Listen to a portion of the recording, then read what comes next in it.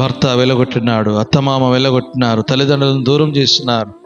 అయ్యా, నా భర్త ఎంతో తన ఆస్తి, తన డబ్బు మొత్తం ఇదిగో నాకు ఖర్చు పెట్టినాడు, కానీ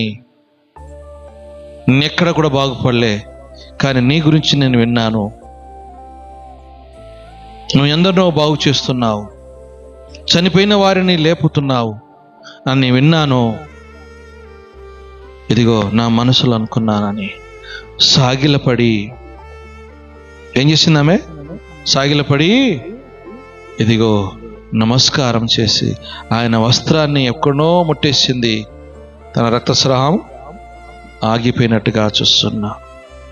ఇది నాన్న ఎంతోమంది బాగుపడుతున్నారు, కానీ ఎందుకు ఆయన యొద్దకు మనము రుణపడి ఉండలేం?